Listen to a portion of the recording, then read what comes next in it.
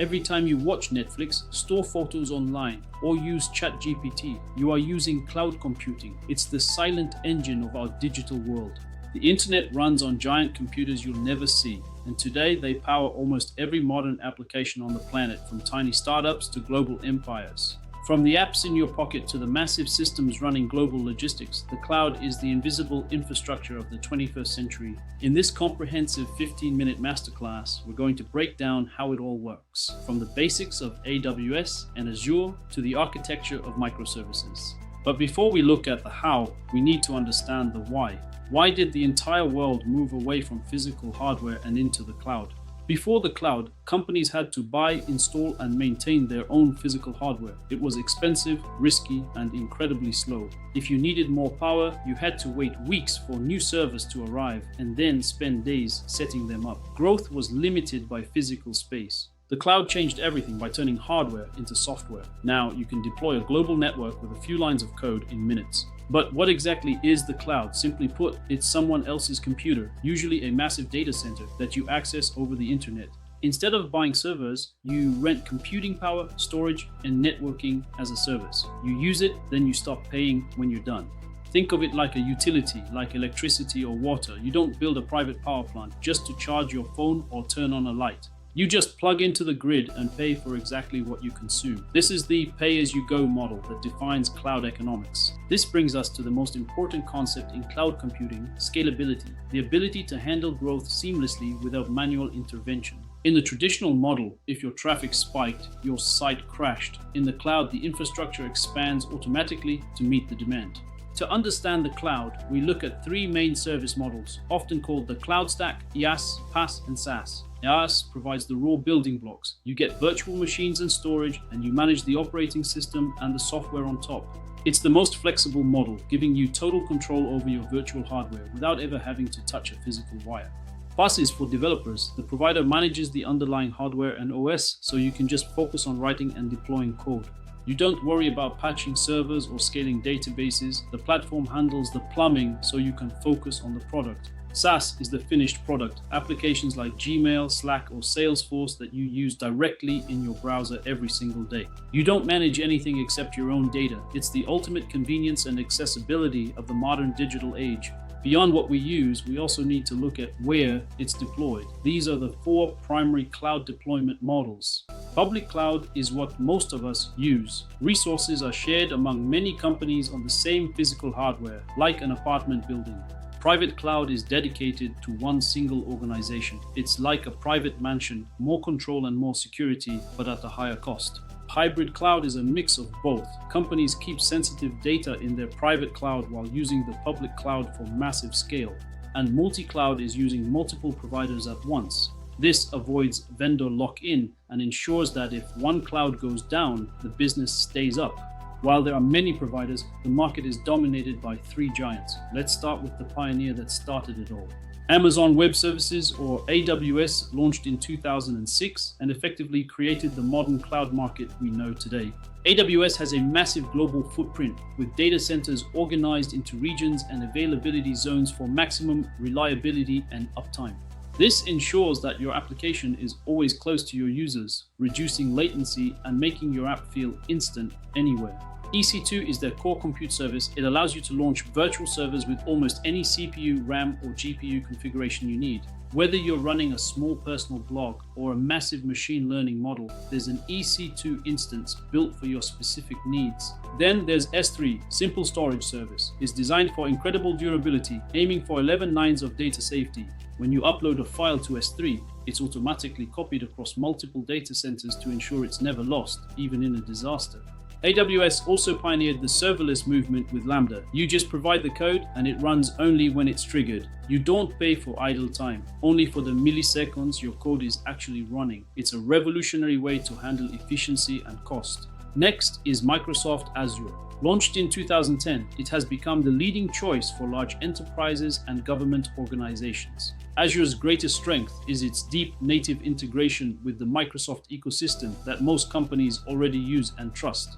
This makes it incredibly easy for businesses to extend their existing identity and security policies from their office straight to the cloud.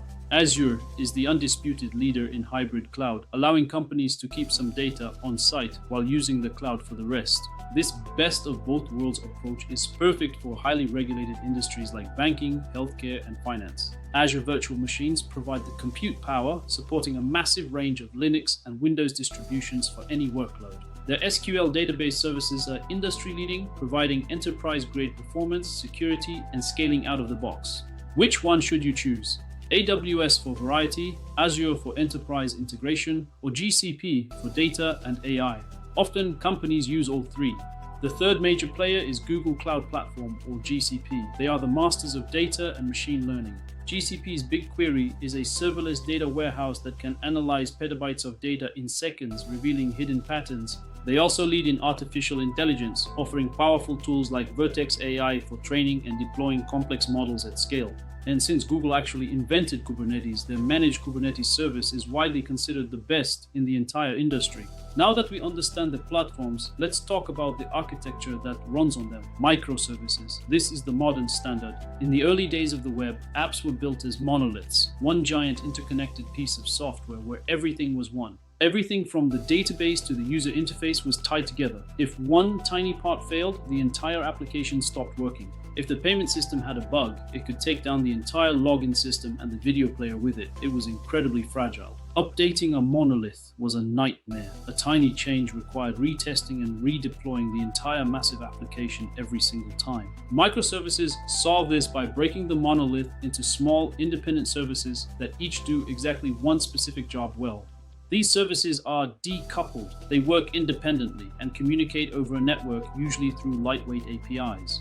Think of a professional kitchen. Instead of one chef trying to do everything, you have specialized stations for each task. If the salad chef is busy, the grill chef keeps working. They pass ingredients through a defined standard process, the API.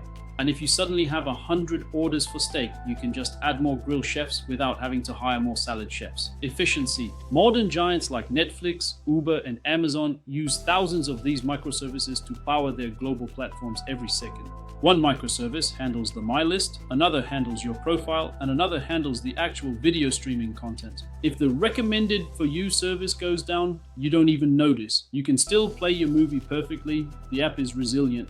On a Friday night, Netflix can scale up the streaming service specifically, saving millions in infrastructure costs by being surgical. To make microservices work, we need a way to package them reliably. That's where containers and Docker come in. Before shipping containers, loading a ship was a mess of different sized boxes. Containers standardized the entire world of trade. Software containers do the same. They package the code, its settings, and its dependencies into one single portable unit.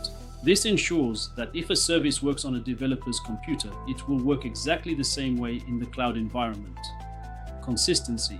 But managing thousands of containers manually is impossible. For that, we use Kubernetes, the orchestrator of the cloud. Kubernetes is like the conductor of a massive orchestra, making sure every container is running where and when it should.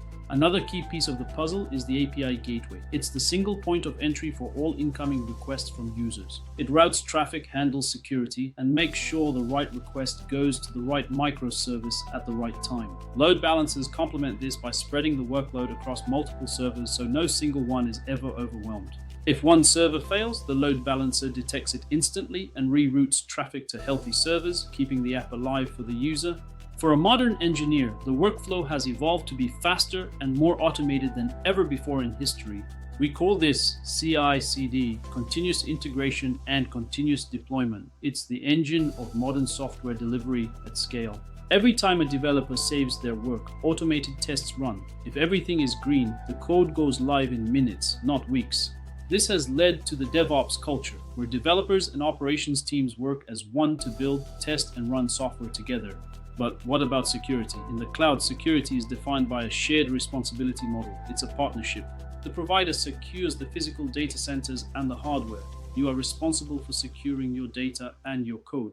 Using tools like encryption and identity and access management, you ensure that only the right people have access to your systems. IAM is the foundation of cloud security. It allows you to define exactly who can do what to which specific resource.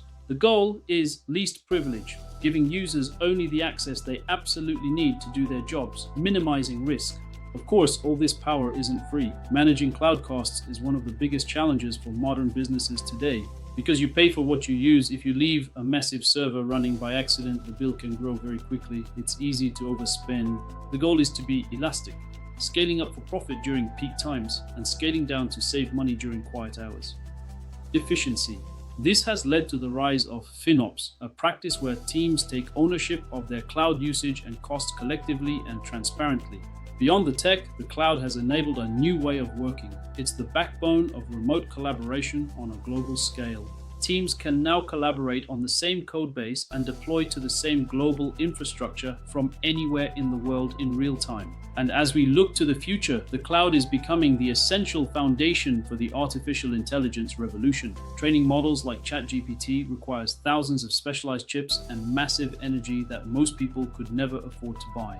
But through the cloud, anyone with a laptop and a credit card can access that power to build the next big thing and change the world. Building the future. The trend is moving toward no-ops and serverless. We're moving further and further away from the underlying hardware. The goal is for developers to spend 100% of their time on their product and 0% of their time on infrastructure, pure creation. The trend is moving toward no-ops and serverless. We're moving further and further away from the underlying hardware. For things like self-driving cars and remote surgery, every millisecond counts. Edge computing makes these innovations possible. High energy. We're also seeing the rise of edge computing, moving the cloud closer to the user to eliminate even the tiniest delay. The path is clear. Learn the fundamentals, get certified in AWS or Azure, and start building your own real-world projects, step by step. Most major cloud providers offer generous free tiers. Use them to build real-world applications and learn by doing. Building is key. Building now. If you're starting your career in tech today, cloud skills are the most valuable asset you can have. They are foundational knowledge. The barrier to entry has never been lower. You are living in the golden age of software engineering. The tools are ready for you, ready now. Let's recap what we've learned in this deep dive into the world of cloud computing. These are the core pillars of the digital age. Cloud computing is the delivery of on-demand computing resources over the internet with flexible pay-as-you-go pricing models. We have IaaS for the raw building blocks, PaaS for developers, and SaaS for the finished software products we use every day.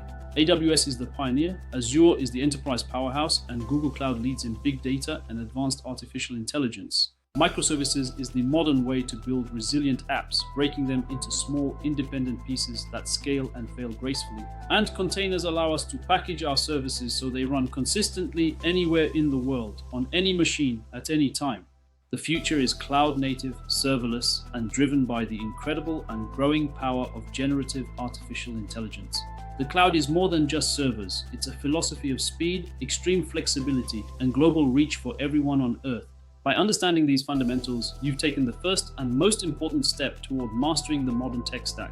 If you found this masterclass helpful, please give it a thumbs up. It really helps the channel grow and reach more learners like you. And share this video with anyone who is just starting their exciting journey into software engineering or cloud computing today.